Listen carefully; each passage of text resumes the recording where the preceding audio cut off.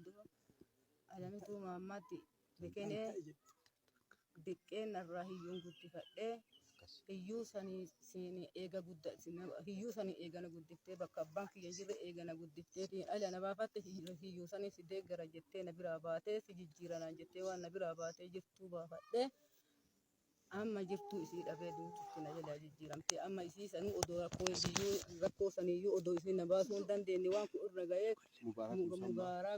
mubaarak musammaatiif astii muhammad isin na cinaa dhaabattanii narra dhaabattanii isin oromoon wanti oromoo ta'e miliyoon deeggara hadaraa isin janaa'iza sana harka daa'imatti abbaan qabne gargaarsanaa gootanii akkanaa galche hadaraa amaanaa isinitti haadha.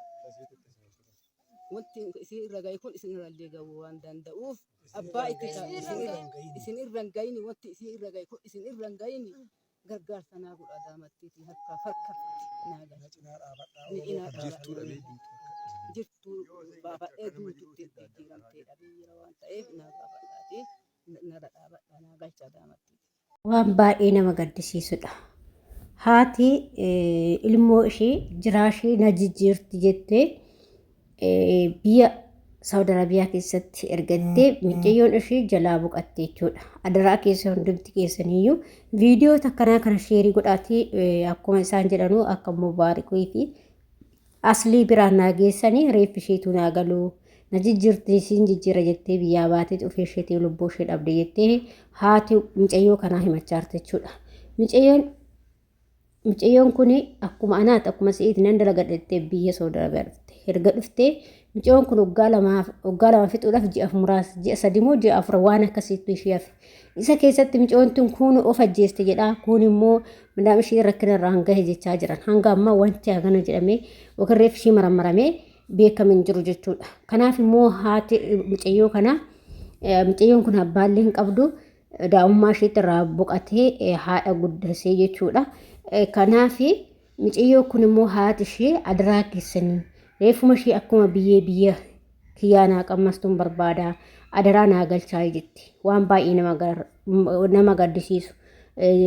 Jiraan baanii du'aa galuu waaqayyo nu haa oolchu. Dhugaa waaqaa jechuudha. Duutillee jireenyillee waan hunduu biyya ofii keenya bareeda beektanii waan numti hundumtuu jireenya addunyaa kanaa biyyuma keetiin jireenya addunyaa kanaa haguma fe'illee ol kaattaa gakkaachuus biyya kee kasii yoo hin jiru abada. Dhugaa waaqayyoo duutis biyya keetti bareeda. Awwaalli keessis biyyuma keetti bareeda. Jiraattus biyyuma keetti bareeda jechuudha. Kanaaf obboleettii keenya kana waaqayyoon lubbuu ishee haa maaru jannataan ishee haa qananiisu.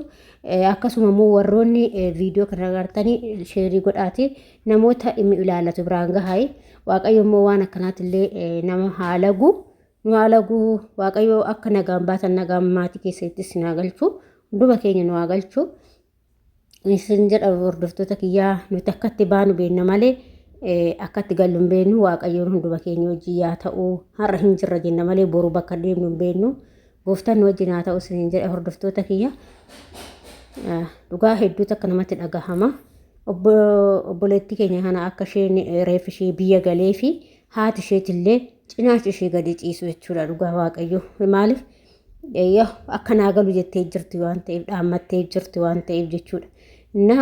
Baay'ee nama gaddisiisa. Waaqayyoon haadha ishee maatii ishee firoottan isheetiif jajjabina haa kennu. Hedduu nama gaddisiisa. Laphee nama cabsa waan akkanaa kun dhugaa waaqayyo jechuudha. Bakka duutii akkanaa kun waaqayyo immoo du'uma bahanii alatti hafuu waaqayyo nama oolchu isin jedha hordoftoota kiyya. Adaraa keessa sheerii gochuun dagatinaa isin jedha. Nagaa ta'a fayyaa ta'a.